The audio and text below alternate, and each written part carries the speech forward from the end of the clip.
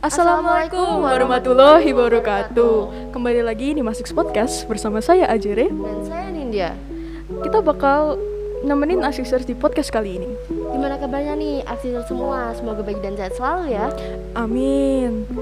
Nin, libur hari raya kamu pergi-pergi nggak? Enggak, kan nggak boleh mudik, Jer. Oh iya ya. Jadi selain nonton drakor, kamu ngapain dong? Aku makan sama keluarga, Jer. Makan opor, makan ketupat, sama makan kue-kue lebaran. Wow, jangan gitu dong Nin, aku jadi lapar nih. Oke, jadi di episode kali ini kita bakal membahas tentang pergaulan bebas. Wah, ini wajib banget ditonton sampai akhir biar kita tahu ya apa aja sih yang bisa membuat kita terjerumus ke pergaulan yang tidak baik. Betul banget nih Asixers, ini wajib ditonton sampai akhir karena kita bakal kasih masuk infak tentang apa saja yang bisa menyebabkan anak terjerumus ke pergaulan yang buruk. Oke deh, langsung aja kita ke Masih Insight-nya. Yap, kali ini aku bakal kasih beberapa faktor yang bisa menyebabkan kita terjerumus ke pergaulan yang tidak baik. Faktor yang pertama yaitu rendahnya nilai keagamaan. Ini biasanya kurang ibadah, tidak menjalankan syariat atau perintah agamanya, dan tidak takut sama Tuhan. Harusnya sejak dini kita harus menanamkan pada diri kita untuk takut sama Tuhan ya. Bener banget Nin, karena kalau kita takut sama Tuhan, pas kita mau ngelakuin hal buruk, kita langsung ingat sama Tuhan. Oh iya, ini kan dosa, Tuhanku bakal marah. Nah, otomatis kita tidak akan melakukannya. Iya. Yang kedua, kurangnya informasi tentang bahaya pergaulan bebas. Wah, padahal baca informasi itu penting banget ya, karena dengan membaca kita bisa menambah pengetahuan yang bermanfaat. Nah, yang ketiga, hubungan keluarga yang kurang harmonis. Kurangnya komunikasi dengan keluarga ini biasanya karena kurangnya waktu untuk ngobrol ya. Jadi orang tuanya sibuk kerja sampai lupa kalau anak juga perlu waktu untuk bercerita. Nah, pada saat anak kekurangan perhatian dari orang tuanya, anak jadi tidak terkontrol dan bisa terpengaruh hal-hal yang buruk. Yang terakhir, kurang bijak dalam penggunaan internet dan sosmed. Misalnya, menonton konten yang tidak sesuai dengan usianya. Harusnya kita bisa memilih ya konten yang sesuai dengan usia kita. Nah, bener banget Nin. Kita juga harus tahu mana yang positif dan negatif untuk kita sendiri. Karena kalau kita terjerumus hal yang buruk, yang rugi kita sendiri, keluarga, dan orang-orang di sekitar kita juga ya, Jer. Betul.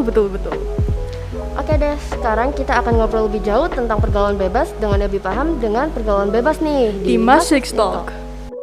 Nah, sekarang kita sudah bersama Bu Selly selaku guru SMPN 56. Coba teman-teman kan nggak ada yang tahu nih mukanya Bu Selly, banyak yang belum tahu mukanya Bu Selly gimana. Coba Bu, bisa minta tolong buka maskernya dulu.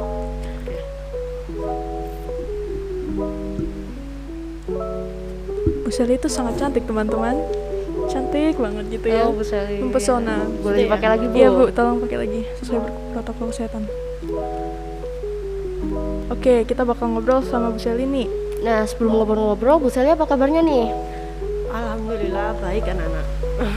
Gimana Bu selama pandemi?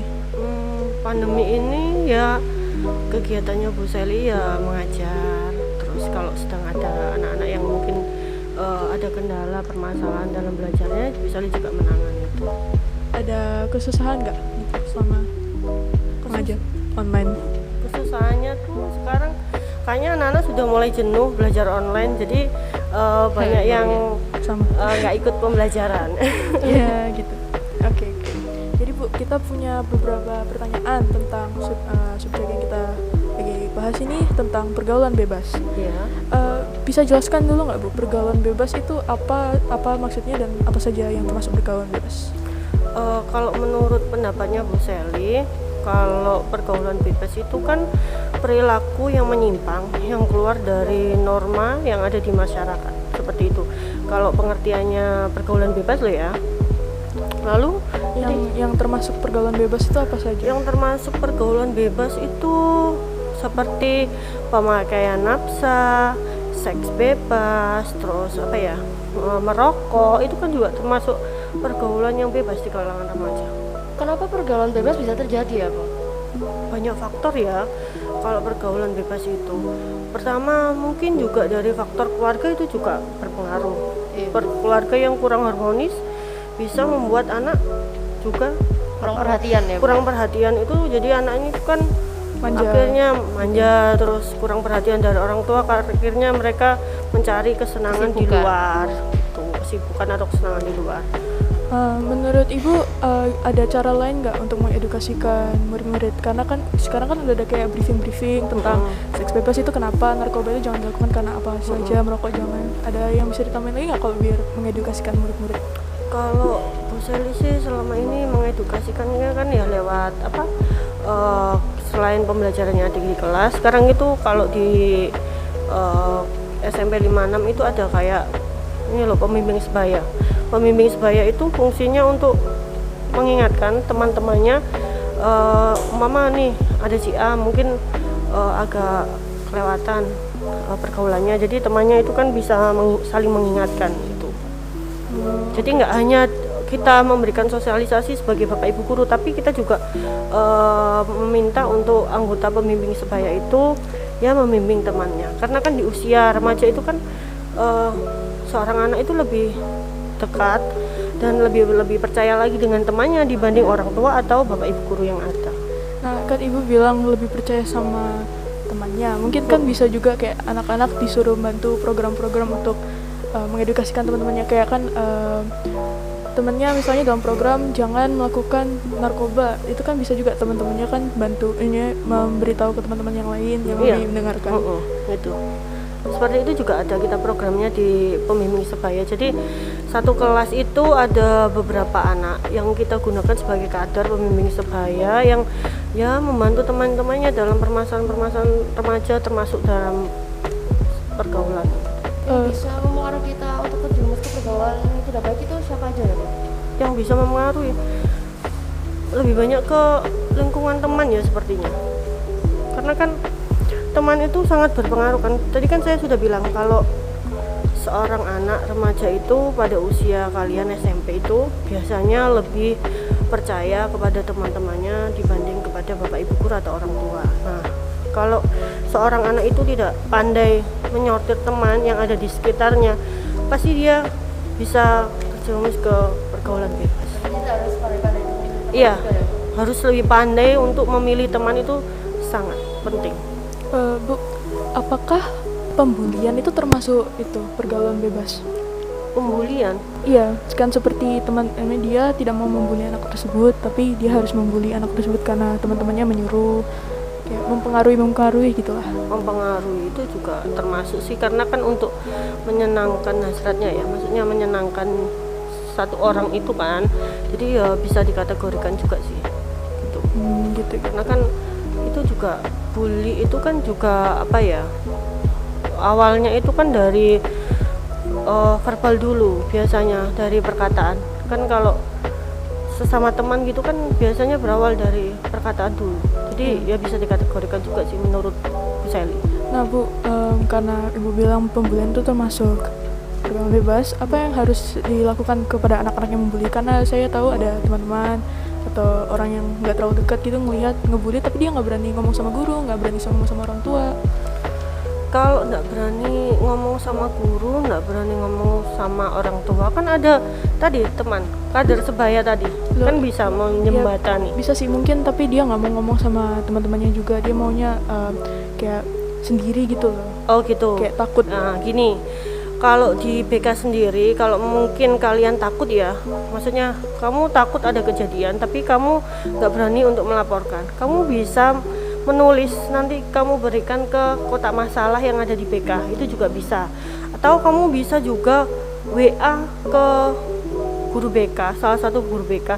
Nah masalah kita kan juga sebagai guru BK juga pakai asas kerahasiaan, jadi kalau kamu pun mengelapor, kamu nggak pengen diketahui identitasnya, kita juga nggak membuka identitas itu. Tapi kan kalau kamu semakin diam kan masalah itu nggak akan semakin banyak dan nggak terselesaikan kan itu. Nah, terbuli itu biasanya gimana Bu anaknya? Kenapa? Anak yang terbuli itu biasanya gimana? Apakah anaknya penakut atau? Biasanya ya anak-anak yang terbuli itu apa ya, anak-anak yang kurang memiliki rasa percaya diri. Yang lebih sering saya temukan dulu itu seperti itu. Kurang bersosialisasi ya, sosialnya kurang, mungkin karena kan anak itu kan beda-beda ya, maksudnya ada yang anak yang pemberani, juga ada anak yang penakut, pendiam gitu. Anak yang biasanya gitu kan kurang percaya diri, jadi dia disuruh temannya, terus dikata sama temannya gitu, diem aja gitu.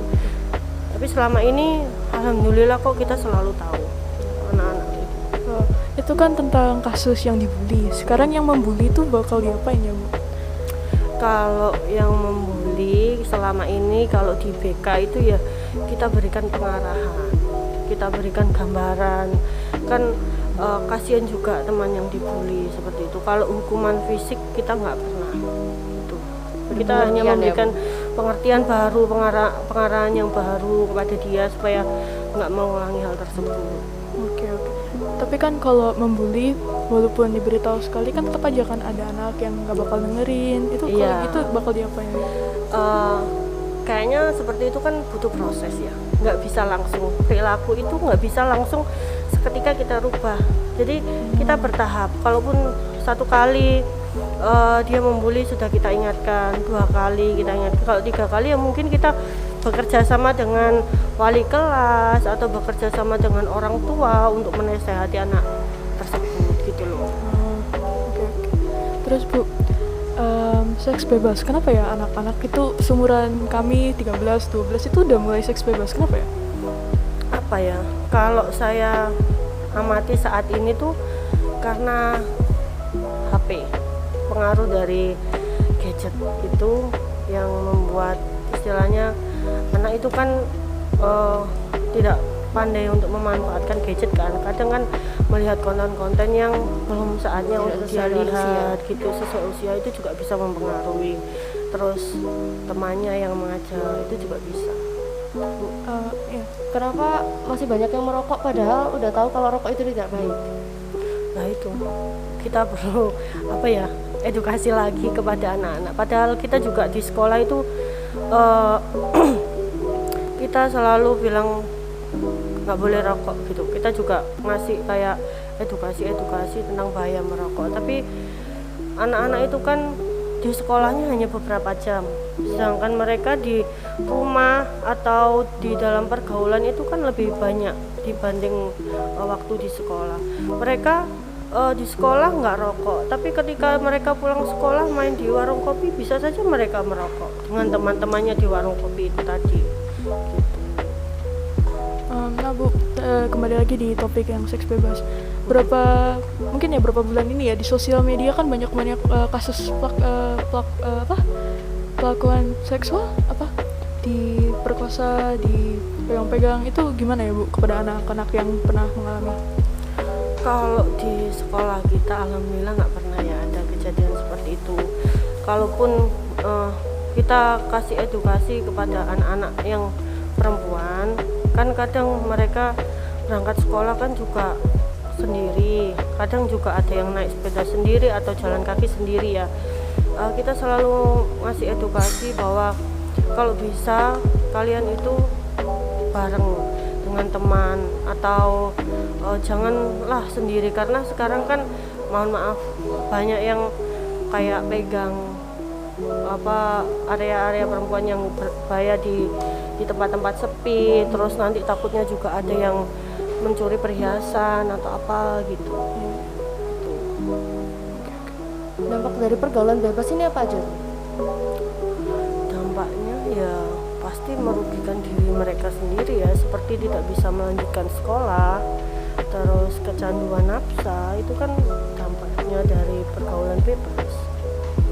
Jadi ya banyaklah dampaknya kayak kayak mereka masih usia sekolah sudah melakukan pergaulan bebas, pasti juga mengecewakan orang tua ya kan.